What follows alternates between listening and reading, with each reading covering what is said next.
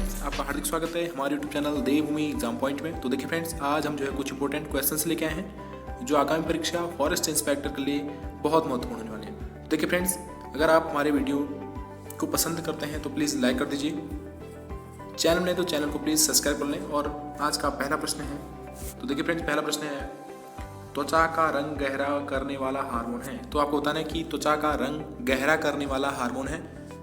Option number A MTH, option number B MSH, option number C STH, option number D ACTH। तो देखिए friends, इसका जो right answer होगा option number B. बिल्कुल right answer है option number B.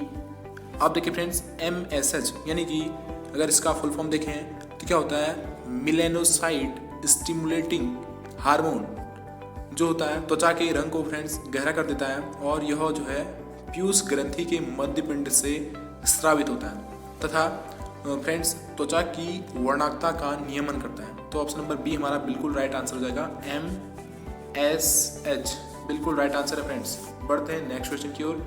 अब देखिए फ्रेंड्स, नेक्स्ट क्वेश्चन आ गया। अब नेक्स्ट क्वेश्चन क्या कहता है, वे जीव जो तापमान के कम परास में रहते हैं क्या कहलाते हैं। आपको बताना है कि वे जीव जो तापमान के कम परास में रहते हैं क्या कहलाते हैं। ऑप्शन नंबर ए या ऑप्शन नंबर बी या option number C, option number D. तो देखिए फ्रेंड्स, इसका जो राइट आंसर है वो है ऑप्शन नंबर बी, तनुतापी।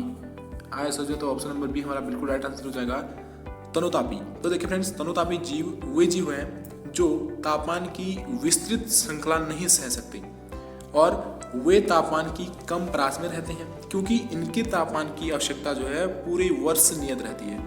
अगर उदाहरण के तौर पर देखें तो एम्फीबिया, रेप्टाइल, ध्रुवी भालू, घोंगा, आम के वृक्ष इत्यादि जो फ्रेंड्स इसके एग्जाम्पल हैं। तो बढ़ते फ्रेंड्स नेक्स्ट क्वेश्चन की ओर। नेक्स्ट क्वेश्चन हमारा ऑप्शन देखिए, अब 4 ऑप्शन लिखे होंगे इसमें। तो एक पूर्ण रूप से पके हुए 100 डिग्री सेंटीग्रेड से ऊपर की बात हो रही है, मुर्गे एवं अंडे से बर्ड फ्लू होने की संभावना है।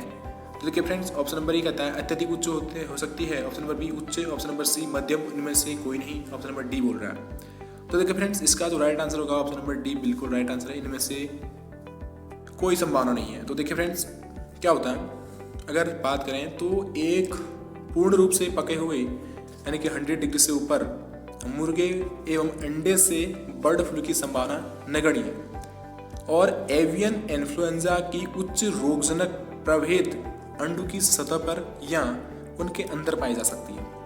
और बात करें तो एक संक्रमित पक्षी में यह मांस सहित उसके सभी भागों में फैल सकती है, और खाने के पूर्व ठीक प्रकार से पकाने पर या 70 डिग्री सेंटीग्रेड से अधिक पर अंडे एवं मांस में उपस्थित विषाणु जो होते फ्रेंड्स निष्क्रिय हो जाएंगे। तो ऑप्शन नंबर डी हमारा बिल्कुल राइट आंसर है। बढ़ते फ्रेंड्स नेक्स्ट क्वेश्चन की ओर। नेक्स्ट क्वेश्चन आ गया हमारा, मनुष्य में पाई जाने वाली मिश्रित ग्रंथि है। तो आपको देखिए फ्रेंड्स, 4 ऑप्शन दे रखे हैं। तो मनुष्य में पाई जाने वाली मिश्रित ग्रंथि कौन है।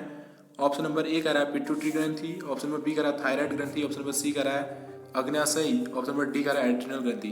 तो देखिए फ्रेंड्स, इसका जो राइट आंसर होगा वो होगा ऑप्शन नंबर सी, अग्न्याशय बिल्कुल राइट आंसर है फ्रेंड्स। अग्न्याशय जो है मानव में पाई जाने वाली मिश्रित ग्रंथि है, अग्न्याशयी। तो देखिए फ्रेंड्स, बात करें तो अग्न्याशय फ्रेंड्स जो है एक मिश्रित ग्रंथि है, और इसका जो बहिस्रावी भाग जो होता है अग्न्याशयिक रस को स्रावित करता है। तो जो पाचन में जो फ्रेंड्स सहायक है, और अंतःस्रावी भाग द्वारा इंसुलिन व ग्लूकागॉन हार्मोनों का श्रावण होता है। तो ऑप्शन नंबर सी बिल्कुल राइट आंसर है, अग्न्याशय द्वारा ग्रंथि हमारी मनुष्य में पाई जाने वाली मिश्रित ग्रंथि है, अग्न्याशय ग्रंथि। बढ़ते फ्रेंड्स नेक्स्ट क्वेश्चन की ओर। अब देखिए फ्रेंड्स, प्रश्न आ गया यहाँ पर, कोशिकांगों की परासंरचना का निर्धारण करने के लिए उपयोग में लाई जाने वाली सर्वाधिक उपयुक्त विधि कौन सी है। देखिए फ्रेंड्स, कोशिकांगों की परासंरचना का निर्धारण करने के लिए उपयोग में लाई जाने वाली सर्वाधिक उपयुक्त विधि कौन सी है। ऑप्शन नंबर ए कह रहा है, option number B, option number C, option number D. तो देखिए फ्रेंड्स, इसका जो राइट आंसर है वो है ऑप्शन नंबर सी, इलेक्ट्रॉन सूक्ष्मदर्शी। इलेक्ट्रॉन सूक्ष्मदर्शी जो फ्रेंड्स इसका राइट आंसर है। तो देखिए फ्रेंड्स, अगर बात करें तो कोशिकांगों की परासंरचना का निर्धारण करने के लिए इलेक्ट्रॉन सूक्ष्मदर्शी जो है फ्रेंड्स सबसे उत्तम उपकरण है। तो ऑप्शन नंबर सी हमारा बिल्कुल राइट आंसर हो जाएगा। बढ़ते फ्रेंड्स नेक्स्ट क्वेश्चन की ओर। आप देखिए नेक्स्ट क्वेश्चन आ गया हमारा, उसको आप पढ़िए। तो देखिए फ्रेंड्स, इसको देखते हैं कोशिकांगों की परासंरचना का, सॉरी ये तो हमने पढ़ लिया ऊपर। बढ़ते फ्रेंड्स नेक्स्ट क्वेश्चन की ओर। अब देखिए यहाँ पर प्रश्न आ गया, डॉट डॉट पशु को पालने, पोषण प्रदान करने एवं उनके प्रजनन से संबंधित कृषि व्यवसाय है, रिक्त स्थान को भरने के लिए सबसे उपयुक्त शब्द है। तो देखिए फ्रेंड्स, आपको डॉट डॉट पे एक शब्द भरना है जो पशुओं को पालने, पोषण प्रदान करने एवं उनके प्रजनन से संबंधित कृषि व्यवसाय है। तो देखिए फ्रेंड्स, इसका जो राइट आंसर होगा ऑप्शन नंबर ए हमारा बिल्कुल राइट आंसर है। पशुपालन जो है यहाँ पर उपयुक्त शब्द है। तो देखिए फ्रेंड्स, क्या होता है, पशुपालन जो है पशुधन को पालने, पोषण देने एवं प्रजनन का कृषि व्यवसाय है, जिसमें जो फ्रेंड्स मछली पालन, पोल्ट्री यानी कि मुर्गी पालन, डेयरी फार्म आदि आते हैं। तो ऑप्शन नंबर ए हमारा बिल्कुल राइट आंसर है फ्रेंड्स। बढ़ते हैं नेक्स्ट क्वेश्चन की ओर। अब देखिए प्रश्न आ गया, रेनिन का स्राव कहाँ से होता है? ऑप्शन नंबर ए लार ग्रंथियों से, ऑप्शन नंबर बी अग्न्याशय से, ऑप्शन नंबर सी जठर ग्रंथियों से, ऑप्शन नंबर डी ये सभी। देखिए फ्रेंड्स, रेनिन का स्राव कहाँ से होता है आपको बताना है। तो ऑप्शन नंबर सी हमारा बिल्कुल राइट आंसर हो जाएगा फ्रेंड्स। देखिए तो रेनिन का स्राव जो फ्रेंड जठर ग्रंथियों से होता है, ऑप्शन नंबर सी बिल्कुल राइट आंसर है। जठर ग्रंथियों से होता है रेनिन का स्राव, और ये जो है दुग्ध प्रोटीन केसिन का पाचन करते हैं। दूध में कौन सी प्रोटीन पाई जाती है? केसिन प्रोटीन पाई जाती है और उसका पाचन करते हैं। जबकि लार ग्रंथि है, इसके द्वारा जो है टाइलिन एंजाइम व अग्नाशयिक रस का श्रावण होता है। तो पढ़ते फ्रेंड्स नेक्स्ट क्वेश्चन की ओर। ऑप्शन सी यहाँ पर राइट आंसर है, जठर ग्रंथियों से जो है रेनिन का स्राव होता है। बढ़ते फ्रेंड्स नेक्स्ट क्वेश्चन हमारा। अब यहाँ पर एक प्रश्न आ गया, निम्न में से असत्य युग्म चुनिए। तो आपको बताना है कि इनमें से असत्य युग्म कौन सा है। ऑप्शन ए कह रहा है ग्राम धनात्मक जीवाणु ग्राम अभिरंजित हो जाते हैं। ऑप्शन नंबर बी कह रहा है कोशिका भित्ति जीवाणु को सिकुड़ने से बचाती है। ऑप्शन नंबर सी कह रहा है संपुटिका मोटी व कठोर ग्लाइकोकैलिक्स। ऑप्शन नंबर डी कहता है पिलाई जीवाणु में गमनांग संरचनाएं। तो देखिए फ्रेंड्स, इसका जो राइट आंसर है वो है ऑप्शन नंबर डी, पिलाई जीवाणु में गमनांग संरचनाएं। ऑप्शन नंबर डी हमारा बिल्कुल राइट आंसर है। ऑप्शन नंबर सी डी हमारा बिल्कुल राइट आंसर है। देखिए फ्रेंड्स, असत्य युग्म चुनना था हमको, ये ऑप्शन नंबर डी राइट हो जाएगा। अब देखिए फ्रेंड्स, यहाँ पर प्रश्न आ गया, अदृश्य हुई भूख परिभाषित की जा सकती है। तो आपको बताना है कि अदृश्य हुई भूख परिभाषित की जा सकती है। आपको 4 ऑप्शन दे रखे हैं। तो देखिए फ्रेंड्स, हम इसमें से जो राइट है उसी पर बात करते हैं। तो देखिए फ्रेंड्स, इसका जो राइट आंसर होगा, आप पहले क्वेश्चन पढ़ लीजिए, अदृश्य हुई भूख परिभाषित की जा सकती है। 4 ऑप्शन दे रखे हैं, आपको बताना है।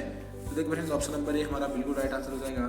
ऑप्शन नंबर ए क्या कहता है उसको देख लेते हैं। अधिकांश लोग पर्याप्त फल, सब्जियां, फलियां, मछली या मांस खरीदने में सक्षम नहीं होते एवं विटामिन, प्रोटीन आदि की कमी से पीड़ित होते हैं। तो ऑप्शन हमारा ए बिल्कुल राइट आंसर हो जाएगा। तो देखिए फ्रेंड्स, प्रोटीन, विटामिन एवं सूक्ष्म पोषक तत्वों की कमी से जो होने वाला कुपोषण अदृश्य यानी कि अदृश्य भूख कहलाता है। और वे लोग जो पर्याप्त फल, सब्जियां, फलियां, मछली, मांस खरीदने में जो होते हैं सक्षम नहीं होते हैं, उनमें यह रोग पाया जाता है। बढ़ते फ्रेंड्स नेक्स्ट क्वेश्चन की ओर। ऑप्शन नंबर ए बिल्कुल राइट आंसर है। आप देखिए फ्रेंड्स, यहाँ पर प्रश्न आ गया कि पैराथार्मोन के अतिस्रावन से कौन सा रोग हो जाता है। तो आपको बताना है कि पैराथार्मोन के अतिस्रावन से कौन सा रोग होता है। Option number A Hashimoto, option number B myxoedema, option number C osteoporosis, option number D Grave का रोग। तो देखिए फ्रेंड्स, जो है पैराथार्मोन के अतिस्रावन से जो रोग होता है वो होता है option number C osteoporosis. Option number C हमारा बिल्कुल राइट आंसर है। ऑस्टियोपोरोसिस जो है पैराथार्मोन के अतिस्रावन से हो जाता है। देखिए फ्रेंड्स, जो पैराथार्मोन जो है पैराथायराइड ग्रंथि से स्रावित होता है, और इसके अतिस्रावन से जो फ्रेंड्स ऑस्टियोपोरोसिस यानी कि अस्थियां कोमल व कमजोर हो जाती हैं, ये वाला रोग हो जाता है। तो ऑप्शन नंबर सी बिल्कुल राइट आंसर है, ऑस्टियोपोरोसिस। बढ़ते फ्रेंड्स नेक्स्ट क्वेश्चन की ओर। अब देखिए फ्रेंड्स, प्रश्न आ गया यहाँ पर कि वर्ग का चयन कीजिए जो लवणी व अलवणी दोनों जातियां दर्शाता है। तो देखिए फ्रेंड्स, ऑप्शन नंबर ए कह रहा है इकाइनोडर्मेटा, ऑप्शन नंबर बी कह रहा है टीनोफोर, ऑप्शन नंबर सी कहता है सिफेलोकॉर्डेटा, ऑप्शन नंबर डी कह रहा है निडेरिया। तो देखिए फ्रेंड्स, जो लवणी व अलवणी दोनों जातियां दर्शाता है आपको वो चुनना है। तो देखिए फ्रेंड्स, इसका जो राइट आंसर होगा ऑप्शन नंबर डी बिल्कुल राइट आंसर है। निडेरिया जो है बिल्कुल राइट आंसर है। और देखिए फ्रेंड्स, अब यहाँ पर बात करते हैं तो निडेरिया के सदस्य जो फ्रेंड्स स्वच्छ जल यानी कि अलवणी तथा समुद्री जल दोनों प्रकार के वातावरण में पाए जाते हैं। और उदाहरण के तौर पर अगर देखें तो जबकि हाइड्रा, टीनोफोरा, सिफेलोकॉर्डेटा वो इकाइनोडर्मेटा के सदस्य जो हैं केवल समुद्री जल में पाए जाते हैं। तो ऑप्शन नंबर डी हमारा बिल्कुल राइट आंसर है, निडेरिया।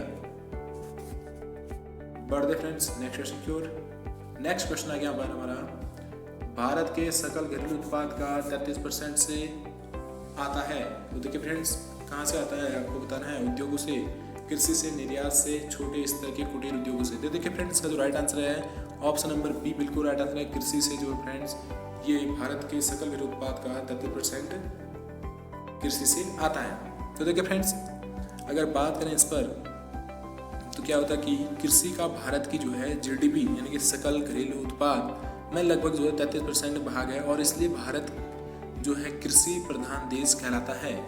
तो ऑप्शन नंबर बी बिल्कुल राइट आंसर हो जाएगा फ्रेंड्स। बढ़ते हैं नेक्स्ट क्वेश्चन की ओर। नेक्स्ट क्वेश्चन आ गया हमारा, देखिए उसको, पादपों में युग्मक संलयन की अनुपस्थिति में नए पादप का निर्माण कहलाता है। तो आपको बताना है कि पादपों में युग्मक संलयन की अनुपस्थिति में नए पादप का निर्माण कहलाता है। ऑप्शन नंबर ए निषेक जनन, ऑप्शन नंबर बी असंग जनन, ऑप्शन नंबर सी बहुभ्रूणता, ऑप्शन नंबर डी अधोभूमिक। आप देखिए फ्रेंड्स, इसका जो राइट आंसर होगा ऑप्शन नंबर बी जो है बिल्कुल राइट आंसर है, असंग जनन जो है बिल्कुल राइट आंसर है। देखिए फ्रेंड्स, कभी कभी पादप के जीवन चक्र में युग्मक संलयन नहीं होता है तथा इनकी अनुपस्थिति में नए पादप का निर्माण होता है और इस क्रिया को जो फ्रेंड्स असंग जनन कहते हैं। उदाहरण के तौर पर देखें, आलू और गन्ना जो है फ्रेंड्स इसके एग्जाम्पल हैं। तो ऑप्शन नंबर बी हमारा बिल्कुल राइट आंसर है। बढ़ते फ्रेंड्स नेक्स्ट क्वेश्चन की ओर। अब यहाँ पर एक प्रश्न आ गया, निम्न में से कौन सा कोशिकांग एकल झिल्ली से घिरा होता है। आपको बताना है ऑप्शन नंबर ए हरितलवक, ऑप्शन नंबर बी लयनकाय, ऑप्शन नंबर सी केंद्रक, ऑप्शन नंबर डी माइटोकॉन्ड्रिया। तो देखिए फ्रेंड्स, इसका जो राइट आंसर होगा ऑप्शन नंबर बी जो है लयनकाय बिल्कुल राइट आंसर है। जो कोशिकांग एकल झिल्ली से घिरा होता है वो है लयनकाय। तो देखिए फ्रेंड्स, लयनकाय एकल झिल्ली जो है आवृत संरचनाएं होती हैं और इसमें जो है कोशिका के जल अपघटन से संबंधित एंजाइम संग्रहित होते हैं और भोजन की कमी होने पर ये कोशिका में उपस्थित प्रोटीन, लिपिड एवं कार्बोहाइड्रेट्स का फ्रेंड्स पाचन कर ऊर्जा अर्जित करते हैं और इन्हें जो फ्रेंड्स आत्मघाती थैलियां भी कहते हैं। तो लयनकाय को जो है आत्मघाती थैलियां भी कहते हैं। तो ऑप्शन नंबर बी बिल्कुल राइट आंसर हो जाएगा। बढ़ते फ्रेंड्स नेक्स्ट क्वेश्चन की ओर। नेक्स्ट प्रश्न आ गया हमारा, जैव प्रबलीकृत फसलें हैं। आपको बताना है कि जैव प्रबलीकृत फसलें हैं। ऑप्शन नंबर ए अधिक उपज युक्त फसलें, ऑप्शन नंबर बी कहता है रोग प्रतिरोधकता युक्त फसलें, ऑप्शन नंबर सी कहता है शाकनाशी प्रतिरोधक फसलें, ऑप्शन नंबर डी कहता है उच्च पोषकता युक्त फसलें। तो देखिए फ्रेंड्स, 89 का जो आंसर है वो ऑप्शन नंबर डी उच्च पोषकता युक्त फसलें जो है इसका राइट आंसर होगा, उच्च पोषकता युक्त फसलें। अब देखिए फ्रेंड्स, जैव प्रबलीकरण उच्च पोषक मूल्य के साथ आनुवंशिक फ्रेंड्स रूपांतरण द्वारा खाद्य फसलें विकसित करने की प्रक्रिया है और इस प्रकार की फसलें जैव प्रबलीकृत फसलें कहलाती हैं। इन फसलों में खनिज लवण, प्रोटीन अंश तथा अन्य पोषक तत्वों की फ्रेंड्स उपस्थिति होती है। तो ऑप्शन नंबर डी हमारा बिल्कुल राइट आंसर हो जाएगा, उच्च पोषकता युक्त फसलें जैव प्रबलीकृत फसलें हैं। बढ़ते फ्रेंड्स नेक्स्ट क्वेश्चन की ओर। अब यहाँ पर प्रश्न आ गया हमारा, देखिए, नर हार्मोन या टेस्टोस्टेरोन या एंडोस्टेरोन स्रावित करने वाली कोशिकाएं हैं। तो देखिए ऑप्शन नंबर ए अंतराली कोशिकाएं, ऑप्शन नंबर बी लीडिंग कोशिकाएं, ऑप्शन नंबर सी दोनों ए व बी और ऑप्शन नंबर डी उपरोक्त में से कोई नहीं। आप देखिए फ्रेंड्स, इसका जो राइट आंसर है ऑप्शन नंबर सी यानी कि ए और बी दोनों। अब अंतराली कोशिकाएं, लीडिंग कोशिकाएं जो फ्रेंड इसका राइट आंसर है यानी कि ऑप्शन नंबर सी दोनों ए व बी। नर हार्मोन या टेस्टोस्टेरोन या एंडोस्टेरोन का स्रावण जो है अंतराली या लीडिंग कोशिकाओं द्वारा होता है और नर हार्मोन फ्रेंड्स नर की सहायक जनन ग्रंथियों तथा द्वितीयक लैंगिक लक्षणों के विकास में सहायता प्रदान करते हैं। तो ऑप्शन नंबर हमारा सी राइट आंसर हो जाएगा। ऑप्शन सी दोनों ए व बी राइट आंसर है। बढ़ते फ्रेंड्स नेक्स्ट क्वेश्चन की ओर।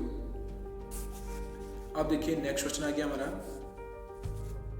ये क्या कहता है, माइटोकॉन्ड्रिया की दोनों झिल्लियां होती हैं। Option number A, option B, option C, option D. देखिए फ्रेंड्स चार ऑप्शन पढ़िए आप। देखिए फ्रेंड्स इसका जो राइट आंसर है ऑप्शन नंबर बी बिल्कुल राइट आंसर है। माइटोकॉन्ड्रिया की दोनों झिल्लियां होती हैं संरचनात्मक तथा कार्यकी रूप से भिन्न। तो ऑप्शन बी हमारा बिल्कुल राइट आंसर हो जाएगा। संरचनात्मक तथा कार्यकी रूप से भिन्न होती हैं। देखिए फ्रेंड्स अब माइटोकॉन्ड्रिया की दोनों झिल्लियां जो हैं संरचनात्मक और कार्यकी रूप से भिन्न होती हैं और इसकी बाह्य झिल्ली में उपस्थित एंजाइम ऊर्जा उत्पन्न करने में प्रयुक्त नहीं होते, जबकि आंतरिक झिल्ली में उपस्थित एंजाइम एटीपी संश्लेषित करते हैं। वो इनमें क्रिस्टी नामक संख्या भी पाई जाती है और जो बाह्य झिल्ली में अनुपस्थित होती है। इस प्रकार ये संरचनात्मक व कार्यात्मक रूप से भिन्न होती है। तो ऑप्शन बी हमारा बिल्कुल राइट आंसर हो जाएगा। पूरी डिटेल से समझाते फ्रेंड्स। बढ़ते हैं नेक्स्ट क्वेश्चन की ओर। अब यहाँ पर प्रश्न आ गया, कवकनाशी एवं प्रतिजैविक रसायन है। आपको बताना है कवकनाशी एवं प्रतिजैविक रसायन है जो क्या करता है आपको बताना है। ऑप्शन नंबर ए कह रहा है रोग प्रतिरोधकता एवं उपज को बढ़ाते हैं। ऑप्शन नंबर बी कहता है रोगजनक क्रमशः कवकों एवं जीवाणुओं को नष्ट करते हैं। ऑप्शन नंबर सी कह रहा है सभी रोगजनक सूक्ष्म जीवों को नष्ट करते हैं। ऑप्शन नंबर डी कहता है रोगजनक क्रमशः जीवाणु एवं कवकों को नष्ट करते हैं। अब देखिए फ्रेंड्स इसका राइट आंसर क्या होगा। तो ऑप्शन नंबर बी हमारा बिल्कुल राइट आंसर है। कवकनाशी एवं प्रतिजैविक रसायन हैं जो रोगजनक क्रमशः कवकों एवं जीवाणु को नष्ट करते हैं। Option number B right answer हो जाएगा। ऑप्शन बी हमारा जो है राइट आंसर है, ऑप्शन बी। अब देखिए फ्रेंड्स क्या होता है, कवकनाशी एवं प्रतिजैविक रसायन जो है रोगजनक क्रमशः कवकों एवं जीवाणु को नष्ट करते हैं और कवकों से अनेक प्रकार की औषधियाँ भी प्राप्त होती हैं जो रोग फैलाने वाले सूक्ष्म जीवाणु की को नष्ट कर देती हैं और ये प्रतिजैविक होते हैं और इनका उपयोग जो है पशु एवं मानव रोगों के उपचार में अतिरिक्त अनेक पादप रोगों को नियंत्रण करने में भी किया जाता है। तो ऑप्शन बी हमारा बिल्कुल राइट आंसर हो जाएगा। नेक्स्ट क्वेश्चन हमारा, किस प्रक्रिया द्वारा जड़ों द्वारा अवशोषित जल तथा खनिज लवण पत्तियों तक पहुंचते हैं। तो आपको प्रक्रिया बतानी है कि जड़ों द्वारा जो है अवशोषित जल तथा खनिज लवण पत्तियों तक कैसे पहुंचते हैं, कौन सी प्रक्रिया के द्वारा पहुंचते हैं। देखिए फ्रेंड इसका जो राइट आंसर होगा ऑप्शन नंबर बी हमारा बिल्कुल राइट आंसर है।